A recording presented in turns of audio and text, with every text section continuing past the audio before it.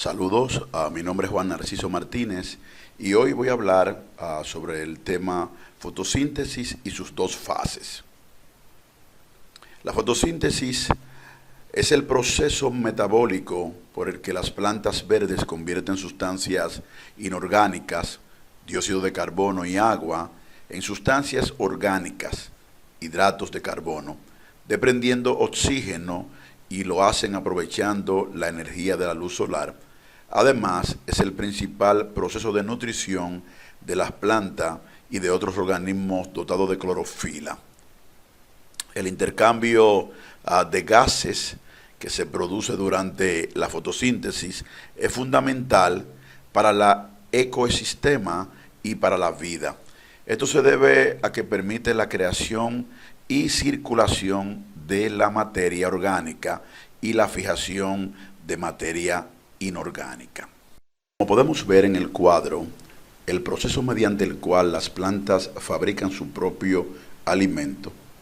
Número 1, a través de la raíz, la planta absorbe del suelo agua y sales minerales, que es la savia bruta. Número 2, la savia bruta sube por los vasos leñosos hasta las hojas. Número 3, las hojas toman del aire un gas, dióxido de carbono. Este gas se mezcla con la savia bruta y con la ayuda de la luz del sol se transforma en el alimento de la planta savia elaborada. En este proceso la planta expulsa oxígeno. Número 4, la savia elaborada se reparte por toda la planta a través de los vasos liberianos. Veamos las fases de la fotosíntesis. La fotosíntesis como proceso químico ocurre en dos etapas diferenciadas. La etapa luminosa o lumínica y la etapa oscura, llamada así porque únicamente en la primera interviene directamente la presencia de luz solar, lo cual no significa que la segunda oscura necesariamente sea en la oscuridad.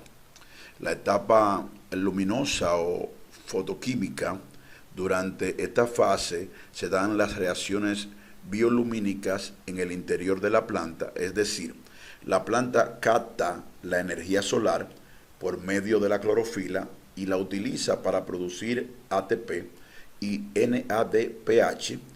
Todo empieza cuando la molécula de clorofila entra en contacto con la radiación solar y los electrones de sus capas exteriores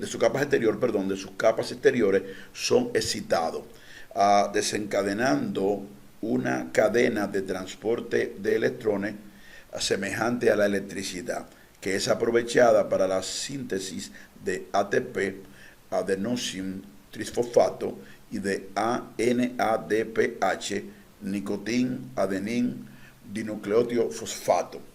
Etapa oscura o sintética. Durante esta fase, que tiene lugar en la matriz o estoma de los cloroplastos, la planta utiliza dióxido de carbono y aprovecha las moléculas generadas durante la etapa previa, energía química, para sintetizar sustancias orgánicas a través de un círculo de reacciones químicas muy compleja conocido como el ciclo de Calvin-Benson. Durante este ciclo y mediante la intervención de diferentes enzimas, el ATP y el NADPH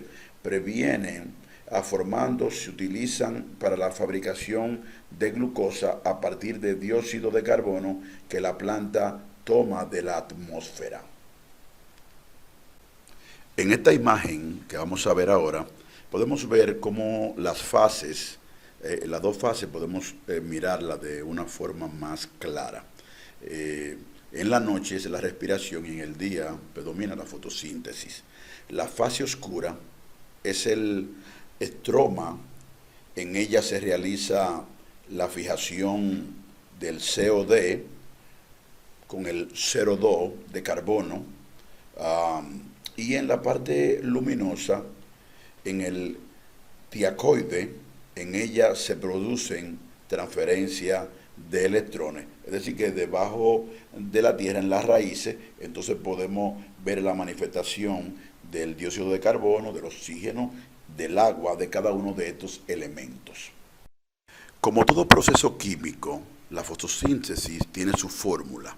En este caso, es igual en todas las plantas y organismos capaces de llevarla a cabo.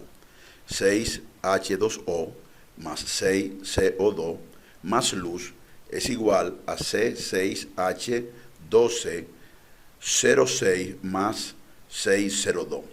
¿Qué significa todo esto?